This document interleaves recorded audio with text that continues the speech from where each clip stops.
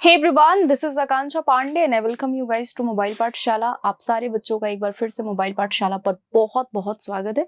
Start करेंगे आज के सेशन को गाइस, और ये सेशन आपका इस एसएससी स्टेनोग्राफर 2023 के लिए है। तो चलिए मोस्ट एक्सपेक्टेड क्वेश्चंस के साथ में स्टार्ट करते हैं। एक बार सारे बच्चे वीडियो को मैक्सिमम शेयर कर दीजिए, लाइक कर दीजिए, कमेंट करके बता दीजिए ऑडियो वीडियो सब परफेक्ट या नहीं, फिर हम सेशन को स्टार्ट करें। ठीक है, सो मोस्ट एक्सपेक्टेड क्वेश्चन की सीरीज हम स्टार्ट कर रहे हैं। But before moving head guys, हम मोटिवेशनल कोट से स्टार्ट करेंगे जिससे थोड़ा मोटिवेशन रहे हमें, है ना। So however difficult life seem, there is always something you can do and succeed at. So life में कुछ ना कुछ तो हर टाइम में लगा ही रहता है ना, बट अगर हमारे अंदर है, पार है, पोटेंशियल है, तो हम कुछ ना कुछ करके सक्सेसफुल तो हो ही जाएंगे जिस चीज के लिए हम बने हैं। ठीक है, तो ये आपके अंदर ये माइंड सेट है तो फिर कोई नहीं रोक पाएगा आपको। आइए अब स्टार्ट करते हैं हम क्वेश्चंस के साथ। सो पहला क्वेश्चन देख रहे हैं आप, ये ईडियम है और इसकी मीनिंग क्या होगी ये आपको मुझे बताना है। Give cold shoulder. सो इस ईडियम की मीनिंग क्या होगी? Start doing something before the appropriate time, ignore, avoid और be unfriendly towards someone, be think only of one thing and be guiltless. So अगर बात करें हम फर्स्ट क्वेश्चन की, so guys give cold shoulder की meaning होती है अनदेखा करना। तो यहाँ पर ये आंसर नहीं है, ये गिल्टलेस भी नहीं है और ये भी नहीं है, केवल सेकेंड ऑप्शन आपका करेक्ट हो जाएगा, to ignore someone, to avoid someone. इसके साथ नेक्स्ट स्टार्ट करेंगे, to twiddle one's thumbs. To twiddle one's thumbs, तो इस ईडियम की मीनिंग क्या होगी? चलिए स्टार्ट करेंगे। To twiddle one's thumbs, to waste one's resources, to be idle, to play safe and to show no mercy. बताएंगे answer क्या होगा फटाफट से।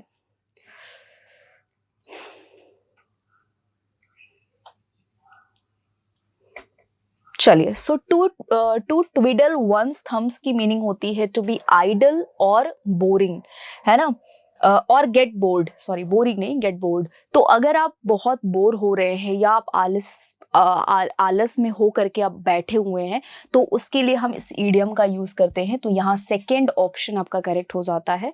ठीक है, बी बोर्ड और बी आइडल। तो बात करेंगे इस ईडियम को कैसे हम यूज कर सकते हैं, तो आइए देखते हैं फटाफट से। टू ट्विडल वंस थम्स, इस ईडियम को कैसे हम सेंटेंसेस में यूज करेंगे। जैसे सेंटेंस मैंने दिया आपको,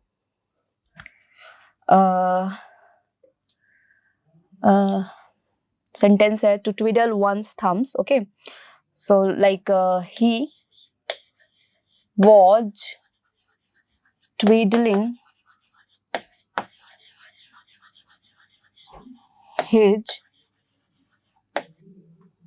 thumbs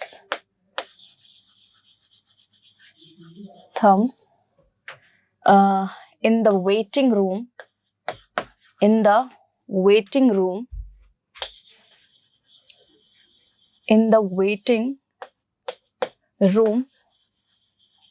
till he was called। ठीक है, कॉल्ड इन, तो जब तक उसे बुलाया नहीं गया वो वेटिंग रूम में बैठ के क्या कर रहा था, आराम से बैठा हुआ था, कुछ नहीं कर रहा था। तो सिट आइडल के लिए हम ट्विडलिंग वंस थम्स का यूज करते हैं। तो आंसर गाइज यहाँ सेकेंड ऑप्शन हो जाएगा। इसके बाद नेक्स्ट हम देखते हैं, the detention arised two distinct but closely linked questions. So आपको बताना है इस पार्ट में क्या इंप्रूवमेंट हम कर सकते हैं, बताइए।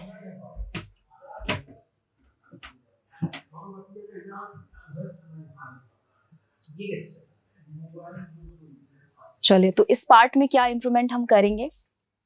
The detention arised two distinct but closely linked questions. देखो ये सेंटेंस पास्ट में है, ओके, तो इंक्रीज नहीं होगा। अराइज्ड का मतलब क्या होता है, अराइज की मीनिंग होती है टू अपेयर, टू अपेयर। ठीक है, तो यहाँ पर आपका एराइज करेक्ट नहीं होगा, इम्प्रूवमेंट तो हमें करना ही है। ठीक है, रेज्ड टू डिस्टिंक्ट होगा, राइजेस नहीं होगा। तो यहाँ सी ऑप्शन गाइस करेक्ट हो जाता है। नेक्स्ट आ जाओ, Hallucination is an error in perception. That is why it is often as mental health issue. Hallucination क्या होता है? Hallucination means होता है illusion, delusion, है ना? Illusion और delusion दोनों बोल सकते हो, एक ही चीज है दोनों, ठीक है? तो इसमें हम क्या यूज करेंगे? Accounted with, associated with, suspended in या फिर dispose of. A hallucination is an error in perception. That is why it is often as mental health issue.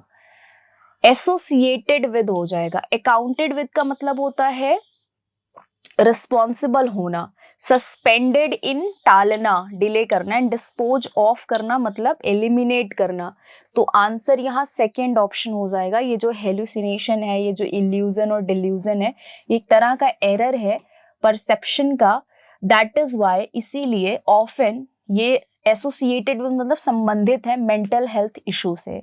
तो परसेप्शन का एरर है ना, परसेप्शन मतलब किसी को देखने का एक जो नजरिया है उसे हम परसेप्शन कहते हैं. तो भ्रम जो है परसेप्शन से रिलेटेड एक ऐसा मेंटल हेल्थ इशू है, ठीक है. तो यहाँ आपका सेकेंड ऑप्शन हो जाएगा. और एसोसिएटेड की मीनिंग क्या होती है? संबंधित होना, संबंधित होना. एसोसिएटेड विद होता है हमेशा, ये फिक्स है. एसोसिएटेड विद का यूज हम करते हैं.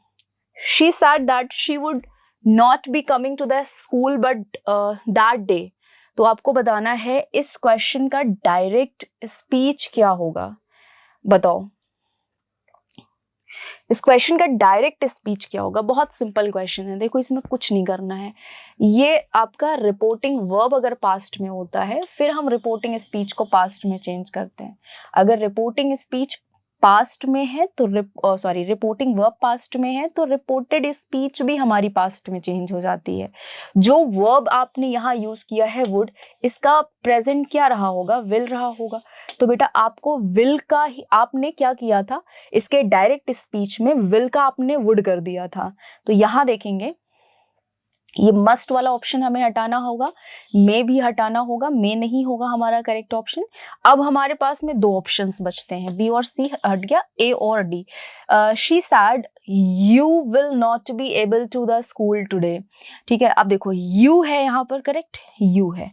यू क्या है? आपका सेकेंड पर्सन है, और सेकेंड पर्सन को हम ऑब्जेक्ट के अकॉर्डिंग चेंज करते हैं. ऑब्जेक्ट तो है ही नहीं, तो फिर हमने यू को चेंज कैसे कर दिया, यानी कि सी कैसे आ गया यहाँ पर, है ना. सेकेंड पर्सन को हमेशा रिपोर्टिंग वर्ब के ऑब्जेक्ट के अकॉर्डिंग हम चेंज करते हैं. तो यहाँ पर ऑब्जेक्ट है नहीं, तो यू कैसे हो जाएगा? तो मतलब ये भी नहीं है. शी कैसे हो जाएगा? सॉरी, यहाँ शी कैसे हो जाएगा? तो ये नहीं है. आंसर केवल क्या है आपका? ये डी ऑप्शन है. फर्स्ट पर्सन को हमेशा चेंज करते हैं रिपोर्टिंग वर्ब के सब्जेक्ट के साथ, इस वजह से हमने यहाँ पर शी लिखा था. आई बात समझ में? तो डी ऑप्शन यहाँ करेक्ट हो जाएगा. She said I will not be coming to the school, और यहाँ दैट डे है ना, तो दैट डे को चेंज करते हैं हम टुडे में, ठीक है. और देखो ये वाला तो बिल्कुल रॉन्ग था, टुडे यहाँ था, तो ऐसे भी समझ सकते हो कि टुडे है तो रॉन्ग है ना, टुडे. अच्छा नहीं सही है फिर, मतलब ये वाला तो ये पार्ट अगर समझ में आ गया तो फिर इसकी कोई बात नहीं, ये तो बिल्कुल यहाँ सही था, ये आपको समझना था, ठीक है. तो ये आंसर हो जाएगा आपका D option. D option correct है. विगोरस, विगोरस का आपको बताना है क्लोजेस्ट मीनिंग यानी कि सिनोनिम. विगोरस का सिनोनिम क्या होगा? स्ट्रेनुअस, गार्डेड, टॉर्पिड या फिर डेलिकेट. क्वेश्चन नंबर 6 देखेंगे बहुत आराम से और आंसर बताएंगे साथ साथ क्या होगा.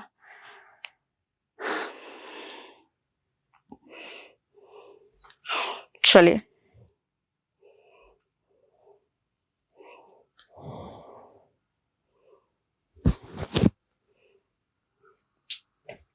सो विगोरस का मतलब होता है, विगोरस का मतलब होता है बहुत ज्यादा मेहनती होना, मेहनती होना. साथ साथ इसको हम बोल सकते हैं कि उत्साही होना, उत्साही होना, ठीक है. तो अब इसका हमें सिनोनिम बताना है. डेलिकेट मीन्स क्या होता है? नाजुक. डेलिकेट मीन्स क्या होता है? नाजुक होना. टॉर्पिड की मीनिंग क्या होती है? तो टॉर्पिड की मीनिंग होती है अपैथेटिक होना. अपैथेटिक मतलब क्या होता है? बिल्कुल न्यूट्रल होना, न्यूट्रल होना, कोई भी फीलिंग ही ना होना. स्टोइक होना, जिसको कोई फीलिंग नहीं होती है कि मेहनत करना है कि नहीं करना है, दुख चल रहा है, सुख चल रहा है, उसे अपैथेटिक, स्टोइक या फिर इनडिफरेंट हम कहते हैं, इनडिफरेंट। अब बात करेंगे यहाँ पर गार्डेड की। गार्डेड की मीनिंग क्या होती है? गार्डेड की मीनिंग होती है अलर्टेड होना, अलर्टेड होना, ठीक है, विजिलेंट होना, विजिलेंट होना, विजिलेंट होना, गार्डेड होना, ठीक है जी। स्ट्रेनुअस की मीनिंग क्या होती है? स्ट्रेनुअस की मीनिंग होती है लेबोरियस होना। तो आंसर यहाँ क्या हो जाएगा आपका? यहाँ आंसर हो जाएगा फर्स्ट ऑप्शन, ठीक है जी। चलिए, तो क्वेश्चन नंबर 6 का यहाँ क्या हो जाएगा? फर्स्ट ऑप्शन हो जाएगा। आइए बढ़ते हैं नेक्स्ट क्वेश्चन पर। हम नेक्स्ट क्वेश्चन में गाइस हमको आपको इंप्रूवमेंट करना है, और इंप्रूवमेंट का पार्ट आप देख रहे हैं, that the police had issued him several summons. क्या होगा इसमें बताएंगे 7th में।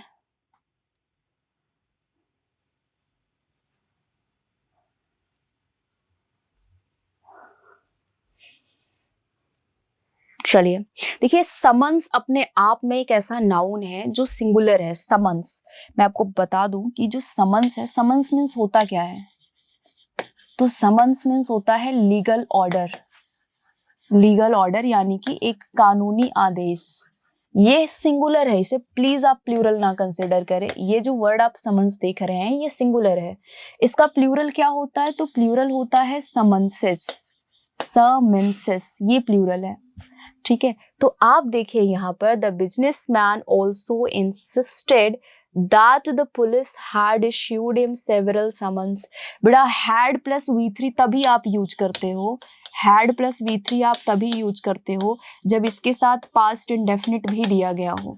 बिना पास्ट इंडेफिनिट के आप हैड प्लस V3 कभी यूज नहीं करोगे। और देखो क्या है ना कि ये हैड प्लस V3 आप पास्ट परफेक्ट में यूज करते हैं, और पास्ट परफेक्ट में, पास्ट परफेक्ट होता क्या है एक्चुअल में? पास्ट परफेक्ट इस पास्ट इंडेफिनिट का पहले का पास्ट होता है। मतलब पास्ट में जो काम हुआ है उसके पहले का जो भी एक्शन होता है वो पास्ट परफेक्ट होता है। तो जब आप पास्ट परफेक्ट यानी कि जब आप हैड प्लस V3 यूज कर रहे हैं, जो कि पास्ट परफेक्ट में ही किया जाता है, तो हैड प्लस V3 अगर आप यूज कर रहे हैं तो आपका ये पास्ट इंडेफिनिट भी होना चाहिए, ठीक है। मतलब ये शो होना चाहिए, ऐसा शो होना चाहिए कि ये पहले हुआ है पास्ट में और ये बाद में हुआ है। जो पहले हुआ है वो पास्ट परफेक्ट होगा, जो बाद में हुआ है पास्ट में वो पास्ट इंडेफिनिट होगा। एक बार मैं फिर से क्लियर कर देती हूँ। आपने स्टेटमेंट सुना होगा ना, the train had left the station before I reached there. मेरे जाने से पहले ट्रेन चली गई थी, तो मैं पास्ट में ही पहुंची थी स्टेशन पर और ट्रेन भी पास्ट में ही गई थी। लेकिन ट्रेन के जाने का काम पहले हुआ था तो उसे पास्ट परफेक्ट में यूज करेंगे, द ट्रेन हैड लेफ्ट, और मेरे पहुंचने का काम बाद में हुआ था तो इसे हम पास्ट इंडेफिनिट में यूज करेंगे, आई arrived at the station. Clear है ना? तो ये चीजें समझनी होंगी आपको। ऐसा कुछ यहाँ दिया नहीं गया है कि ये पहले हुआ है ये बाद में हुआ है, तो इसे पास्ट परफेक्ट में यूज नहीं करना है, केवल पास्ट इंडेफिनिट में यूज करना है, ठीक है। तो यहाँ हैड इश्यूड है भाई, इसे भी हमें निकालना है। और सेवरल आप जानते हो ना, सेवरल, सेवरल मतलब क्या होता है? सेवरल मतलब होता है कई। तो जब कई है, कई है यानी कि सेवरल का मतलब कई है, तो इसके साथ जो नाउन आता है ना वो हमेशा प्लूरल आता है। तो ये समन सिंगुलर है, सेवरल के साथ नाउन अगर काउंटेबल है तो उसे प्लूरल फॉर्म में यूज करोगे। तो यहाँ पर ये सिंगुलर है तो ये भी रॉन्ग है। अब बात करेंगे, देखो इम्प्रूवमेंट तो हमको करना ही है, तो नो डाउट यहाँ से ऑप्शन ही करेक्ट है, सेवरल समन्सेस। सेवरल के साथ, ऑल के साथ अगर नाउन काउंटेबल है तो उसे प्लूरल फॉर्म में यूज करोगे। सम के साथ, अ लॉट ऑफ के साथ, लॉट्स ऑफ एक ही होता है, लॉट ऑफ अब बोलो या लॉट्स ऑफ बोलो, ठीक है। लॉट्स आ ऑफ कभी नहीं होता है, बस लॉट ऑफ होता है, लॉट्स ऑफ होता है, सम होता है। एंड सेवरल, ऑल, इनके साथ अगर नाउन प्लूरल है, सॉरी नाउन अगर काउंटेबल है तो उसे प्लूरल फॉर्म में यूज करोगे। तो सी ऑप्शन हो जाएगा। चलो क्वेश्चन नंबर 8 का आंसर बताएंगे, करेक्ट ऑर्डर क्या होगा सेंटेंसेस का। चलो बताओ।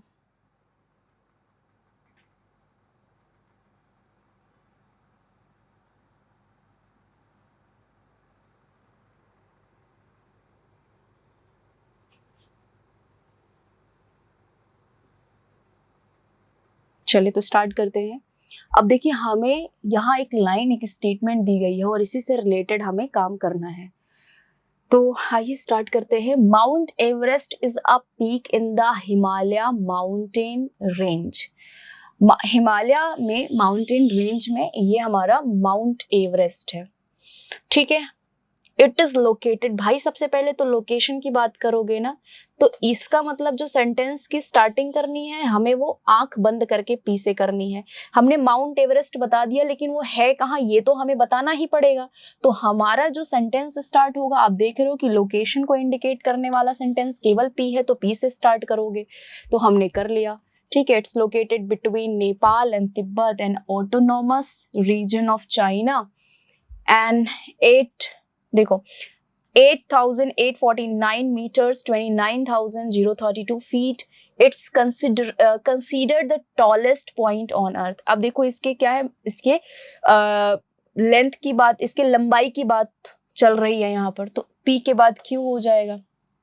In the 19th century, the mountain was named after George Everest, a former surveyor general of India.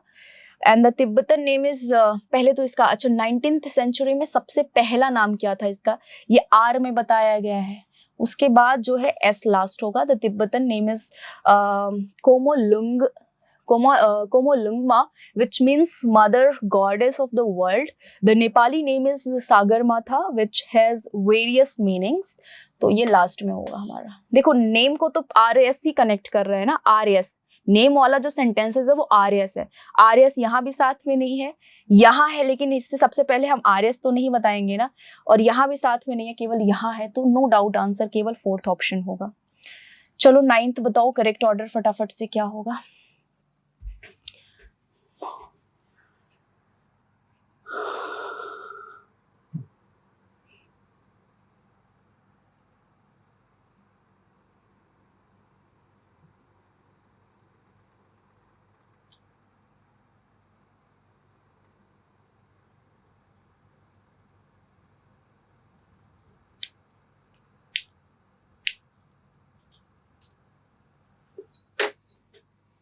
चलो जी, तो 9th का क्या होगा, आइए। हिज मदर सेकेंड ऑप्शन में है। किसकी माँ की बात चल रही है, पहले वो तो बात चल रहा है, पता चल जाए। When the boy Paul was so large at birth that 5 large birds had to carry him to his parents. Paul की बात चल रही है, तो पॉल है कौन, पहले तो ये मुझे पता लगना चाहिए। तो मतलब पी से स्टार्ट करना है, और पी में ये बात साफ साफ बोली गई है। मेनी ईयर्स एगो, काफी साल पहले, पॉल बनियान was born in the north eastern American state of main. तो पी से स्टार्ट हो जाएगा, और पी से एक ही सेंटेंस है, अच्छा 2 सेंटेंसेस है, PSQR एंड PQRS। तो इसको हटा देते हैं, और यहाँ हमें जाना नहीं। अब P के बाद देखते हैं कि S होगा या Q होगा। एक बार Q पढ़ते हैं। His mother and father were shocked when they first saw the boy. अच्छा, वो पैदा होता है तो उसके माता पिता बिल्कुल चौंक जाते हैं। तो सबसे पहले नो डाउट हम P के साथ Q करेंगे। S करेंगे तो आप देखो कितना रॉन्ग जा रहा है। When the boy was only a few weeks old, he weighed more than 45 kilograms. अभी उसके बर्थ के बाद की बात चल रही है ना, कि जैसे उसके माँ बाप उसको देखते हैं शॉक्ड हो जाते हैं। तो ये हम बाद में करेंगे, फ्यू वीक्स वाला, मतलब ये S ऑप्शन नहीं होगा, केवल सेकेंड ऑप्शन होगा। R, Paul was so large at birth that 5 large birds had to carry him to his parents, ठीक है। और फिर ये हमारा PQRS ही करेक्ट होगा, सेकेंड ऑप्शन है। He released the brake and the tractor slow moved forward. 10th में guys क्या ग्रामेटिकल एरर है वो बताना है आपको, बताइए क्या होगा। देखो बात करें अगर इस क्वेश्चन की, ही रिलीज्ड द ब्रेक, उसने ब्रेक को छोड़ा, and the tractor slow moved forward. Tractor यहाँ देखो, एंड के बाद एंड क्या है, एंड देखो कंजंक्शन है, एंड क्या है, एंड कंजंक्शन है। और कंजंक्शन पता क्या करता है, कंजंक्शन वर्ड को वर्ड से कनेक्ट करता है, क्लॉज को क्लॉज से कनेक्ट करता है। तो यहाँ एक क्लॉज हमें मिल गया। क्लॉज होता क्या है मैं आपको बता दूं, तो ये जो क्लॉज होता है इसे हम हिंदी में कहते हैं उपवाक्य, उपवाक्य कहते हैं। और ये सेंटेंसेस के जो छोटे छोटे हिस्से होते हैं ना, जिसमें सब्जेक्ट और वर्ब होता है, सेंटेंसेस के पार्ट्स को ही हम उपवाक्य यानी कि क्लॉज कहते हैं। तो ये वाला जो पार्ट है बेटा, ये हमारा बन गया उपवाक्य। ठीक है, ये हमारा एक पार्ट हो गया। अब इधर भी एक हमें पार्ट चाहिए। तो इसमें देखो सब्जेक्ट है और वर्ब है, तो ये वर्ब है। ये वाला पार्ट देख रहे हो ना, ये वर्ब है। एक बार फिर से मैं बता देती हूँ, स्लो मूव्ड, ये मूव्ड क्या है, ये वर्ब है। वर्ब में ही ईडी लगाओगे तो ये वर्ब है। अब वर्ब को हम एडजेक्टिव से नहीं क्वालिफाई करते हैं, हमेशा एडवर्ब से। अगर वो एक्शन वर्ब है तो उसे एडवर्ब के थ्रू क्वालिफाई करते हैं। तो स्लो जो है ना बेटा, ये एडजेक्टिव है, इसे एडवर्ब के थ्रू क्वालिफाई करेंगे तो स्लोली मूव नहीं होगा, क्योंकि ये तो फिर पास्ट में प्रेजेंट में चला जा रहा है। स्लो मूव नहीं होगा, स्लोली मूव्ड होगा। डी ऑप्शन करेक्ट है। चलिए, कंसेंसियस का क्या होगा सिनोनिम? केयरफ्री, सैवेज, सेड्यूलस या फिर कैजुअल? चलिए आंसर बताइए फटाफट से, क्या होगा?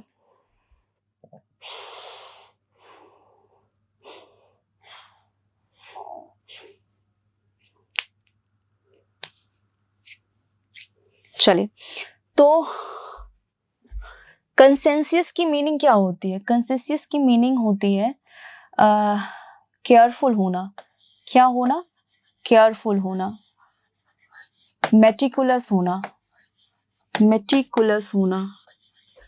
ठीक है, पेन्स टेकिंग भी यूज कर सकते हैं, पेन्स टेकिंग, है ना, यानी कि हार्ड वर्किंग होना, बहुत ज्यादा हार्ड वर्किंग होना। ठीक है जी, कंसेंसियस का मतलब होता है केयरफुल होना। अब हमें इसकी सिनोनिम बतानी है। कैजुअल की मीनिंग क्या होती है? कैजुअल की मीनिंग होती है रैंडम, विदाउट प्लान। शेड्यूलस की मीनिंग क्या होती है? शेड्यूलस की मीनिंग होती है डिटरमाइंड, दृढ़ निश्चयी, डिटरमाइंड। सैवेज मीन्स क्या होता है? सैवेज मीन्स होता है बारबेरस। ठीक है, मतलब अनसिविलाइज्ड। और यहाँ केयर फ्री तो हम नहीं कह सकते हैं। तो आंसर बच्चे यहाँ जो होगा ना, केवल आपका सेडुलस हो जाएगा। कैजुअल भी नहीं होगा, सैवेज भी नहीं होगा। सेडुलस मतलब होता है बिल्कुल मेटिकुलस होना, लेबोरियस होना, डिटरमाइंड होना। तो आंसर यहाँ सी ऑप्शन हो जाएगा। The dog will whine at the door when he wants to go out. चलिए, अब देखो, द डॉग, कुत्ता एक ही है ना। विल वाइन मतलब वो पागल हो जाता है डोर पर, बिल्कुल जब उसे जाना होता है। उसे किसे? कुत्ते को। कुत्ते के लिए यहाँ पर वैसे इट भी आ सकता था, लेकिन कुत्ते के लिए उसे जब जाना होता है तो वो बिल्कुल पागल हो जाता है। तो ही तो सिंगुलर है ना, तो वांट्स आ जाएगा। तो आपने क्या बोला? वांट्स टू गोइंग, ये बिल्कुल रॉन्ग है। वांट तो बिल्कुल नहीं, मतलब ये सेकेंड ऑप्शन तो बिल्कुल नहीं होगा, क्योंकि सब्जेक्ट क्या है? सिंगुलर है, तो वांट नहीं होगा। वांट्स टू गोइंग कभी होता नहीं, और वांट्स टू गॉन नहीं होता। केवल फर्स्ट ऑप्शन करेक्ट है, नो इम्प्रूवमेंट। 13th, चलिए इसमें क्या फिल करेंगे हम? डैश में। I don't know if such thoughts have ever dashed to Liz Truss, who is still at the time of writing Britain's prime minister. Monitored, occurred, yielded या desisted? बताएंगे क्या होगा 13th में?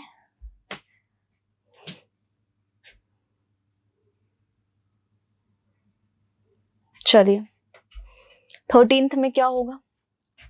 I don't know if such thoughts have ever dashed to Liz Truss. Liz Truss ना, यहाँ देखो Liz Truss, मतलब I don't know if such thoughts have ever dashed to Liz Truss, who is still, जो अभी भी at the time of writing Britain's prime minister, मतलब लिखने के टाइम में भी वो ब्रिटेन के प्राइम मिनिस्टर है। Occurred का मतलब क्या होता है? Happened. Yielded का मतलब क्या होता है? Surrender, यानी कि छोड़ देना। एंड डेसिस्ट की मीनिंग क्या होती है? डेसिस्ट की मीनिंग होती है दूर रहना, अबंडन। अबंडन मतलब दूर रहना, छोड़ देना। अब सॉरी, छोड़ देना। डेसिस्ट का मतलब होता है छोड़ देना, है ना, छोड़ देना।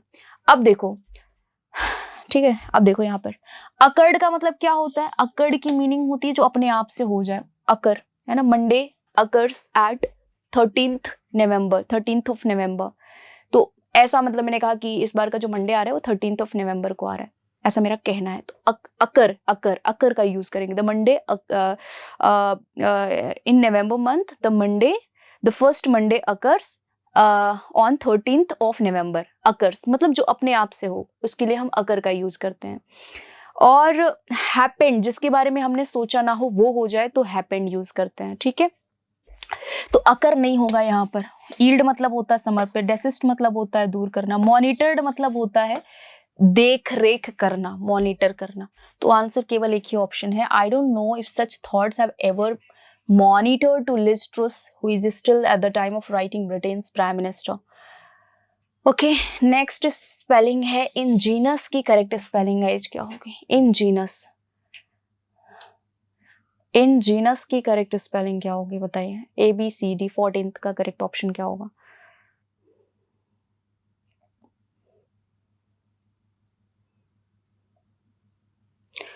चलिए, तो गाइज यहाँ देखेंगे इंजीनस की स्पेलिंग ये भी नहीं है, ये भी नहीं है, सी ऑप्शन हो जाएगा। इंजीनस मतलब क्या होना? क्रिएटिव होना, ग्रेटफुल होना। ठीक है, चलो नेक्स्ट आ जाओ। जीनियस होना। खुशी वाइप्ड डाउन द टेबल्स, इसका पैसिव वॉइस आपको बताना है, क्या होगा बताइए? खुशी wiped down the tables. Now you can see यहाँ पर wiped down the table, wipe down का मतलब होता है साफ करना। तो वाइप्ड जो है ना ये V2 है, V2 है मतलब सेंटेंस पास्ट इंडेफिनिट में है, और पास्ट इंडेफिनिट की पैसिव वॉइस में हम क्या यूज करते हैं? Was were plus V3 use करते हैं। तो यहाँ देखो वर बीइंग तो नहीं होगा क्योंकि ये आपका पास कंटिन्यूअस में यूज किया जाता है। आर भी नहीं होगा क्योंकि ये प्रेजेंट में यूज किया जाता है।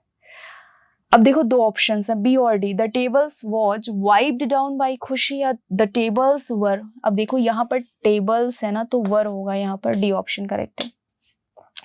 इडासियस का आपको बताना है क्या होगा सिनोनिम? इडासियस, सैसिएटेड, इंसॉल्वेंट, सॉल्वेंट या ग्लूटेनस, क्या होगा 16th का? इडासियस बताएंगे।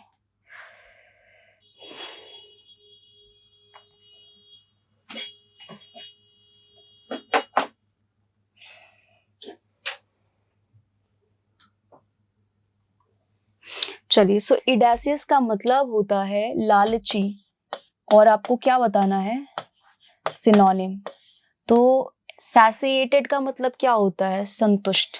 इंसॉल्वेंट की मीनिंग क्या होती है? डेटर, जो अपना ऋण ना चुका पाए, जो बैंकरप्ट हो उसे हम इंसॉल्वेंट कहते हैं।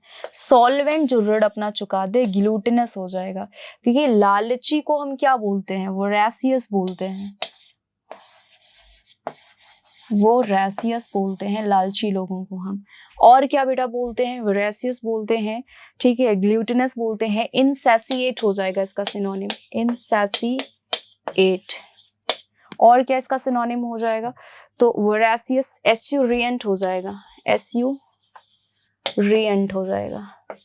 ठीक है, एस्यूरिएंट ये इंपॉर्टेंट वर्ड है, इसके लिए याद रखना कि एस्यूरिएंट की मीनिंग भी होती है जो बिल्कुल क्या हो? सेटिस्फाइड ना हो।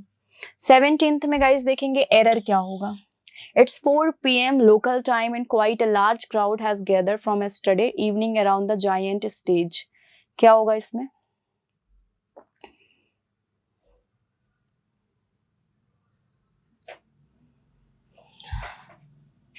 चलिए, तो क्वेश्चन नंबर 17 का आंसर क्या होगा बताएंगे आप सभी? देखो, मैंने आपको बताया था कि जब एस्टरडे या कोई भी पास्ट टाइम होता है सेंटेंस में तो हम क्या यूज करते हैं? हम पास्ट इंडेफिनिट यूज करते हैं। द क्राउड गैदर्ड होगा, हैज गैदर्ड नहीं होगा। ठीक है जी, नेक्स्ट पार्शियल। पार्शियल का क्या होगा ओपोजिट? ट्रूस, ब्रोक, होल या सफिशिएंट। पार्शियल का क्या होगा बताएंगे? क्वेश्चन नंबर 18 का ओपोजिट आपको बताना है। देखो यहाँ पर कुछ वर्ड्स हैं जैसे ट्रूस है, ब्रोक है, होल एंड सफिशिएंट है, बताओ क्या होगा?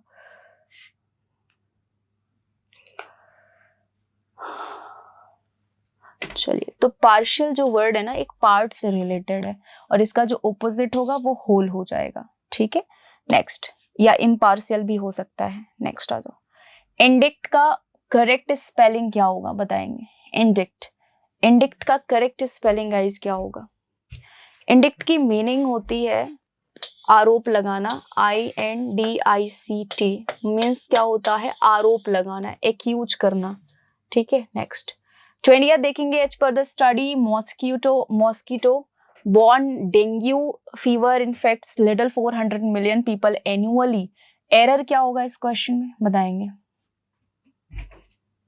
एरर क्या होगा इसमें 20th में?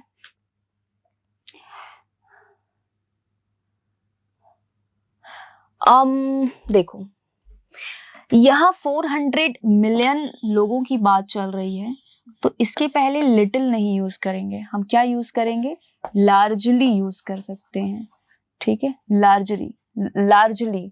तो आंसर यहाँ डेंगू फीवर इन्फेक्ट्स लिटिल नहीं होगा, लार्ज होगा, ठीक है, लार्जली होगा, एक्चुअली यहाँ लार्जली की होगा।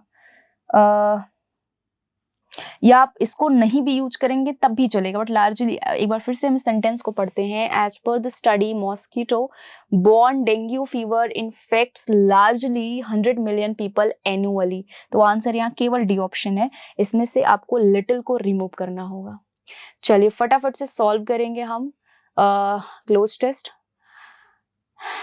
Snacks are elongated legless carnivorous dash that can be distinguished from legless lizards। legless बोला जाता है किसको, स्नेक्स को। by dash lack of eyelids, lack of eyelids मतलब ये पलकें नहीं होती हैं, एंड एक्सटर्नल ईयर्स बाहर के कान नहीं होते हैं। Dash species of snakes have skulls with several more joints that their lizard ancestors dash them to swallow prey much larger than their heads with their highly mobile jaws। Mobile इसको पढ़ेंगे बेटा, mobile jaws. To accommodate their narrow bodies, snakes' paired organs such as the kidneys appear in front of the other instead of side and most have only one functional lung। बात करेंगे यहाँ पर first option की, क्या fill करेंगे आप, चलिए बताइए। Amphibians, birds, mammals या reptiles। Snakes are elongated legless carnivorous reptiles होते हैं, तो एम्फीबियन नहीं होगा, बर्ड मैमल नहीं होगा, रेप्टाइल होगा। जो जल थल दोनों पर चले उसे हम एम्फीबियन कहते हैं, बर्ड्स सब जानते हैं। और जो अपने बच्चों को फीड करते हैं, फीड कराते हैं, उन्हें हम मैमल्स कहते हैं, रेप्टाइल्स हो जाएगा यहाँ पर। Okay next one, that can be distinguished from legless lizards by their those them। By lizards है ना यहाँ पर, तो देयर होगा, सेकेंड ऑप्शन है। Lack of eyelids and external ears, और देखो स्पीसीज है ना, स्पीसीज तो सॉरी स्पीसीज है, तो भाई स्पीसीज क्या है, यहाँ पर हम लॉट्स का यूज नहीं करेंगे, लॉट्स के साथ ऑफ होना चाहिए। फ्यू नेगेटिव सेंस है, फ्यू अकेला नेगेटिव होता, हालांकि ये यूज तो किया जाता है प्लूरल नाउन के साथ, लेकिन और plural noun, countable plural noun के साथ यूज किया जाता है, बट ये अकेला नेगेटिव होता है। अगर आफ्यू और दाफ्यू लग जाए तो वो पॉजिटिव हो जाएगा। और मच हमेशा अनकाउंटेबल के साथ यूज करते हैं। फिलहाल यह स्पीसीज ऑफ स्नेक्स की बात चल रही है, तो ये काउंटेबल है, तो मच नहीं होगा, क्या होगा यहाँ पर, मैनी होगा। इसके बाद हम बात करेंगे यहाँ पर several more joints and their lizard ancestors. Fourth में बताएंगे क्या होगा, इन एनेबलिंग, डिसेबलिंग, कंपेलिंग या प्रिवेलिंग। डिसेबलिंग मतलब क्या होता है, डिसेबल कर देना, अयोग्य कर देना। कंपेल मतलब होता है फोर्स करना, एंड प्रिवेलिंग मतलब होता है प्रचलन में होना। जैसे कि प्रचलन में क्या है, क्या चीज में प्रिवेलिंग है, तो प्रचलन बोलते हैं प्रिवेलिंग को। एनेबलिंग हो जाएगा मतलब समर्थ बनाना, समर्थ बनाना। So lizard ancestors enabling them to swallow prey much larger। Swallow prey, prey मतलब क्या होता है, जिसका शिकार किया जाता है वो प्रे होता है, जिस चीज का शिकार किया जाए वो प्रे होता है। Much larger than their heads with their highly mobile jaws. To accommodate their narrow bodies, snakes paired organs such as kidneys appear one in front of the other instead of side, and that side must have only one functional lung। क्या होगा, side of side होता है या side by side होता है, side and side या side over side, बताएंगे बेटा, साइड बाई साइड हो जाएगा, तो सेकेंड ऑप्शन यहाँ करेक्ट है। ठीक है जी, चलिए तो टोटल 25 क्वेश्चंस हो गए हैं। किसी भी क्वेश्चन में अगर आपको डाउट होगा तो इस वीडियो के कमेंट सेक्शन में जरूर बताना। आज के लिए बस इतना ही, मिलते हैं आप लोगों से कल। Thank you so much, bye bye, take care everyone, good night.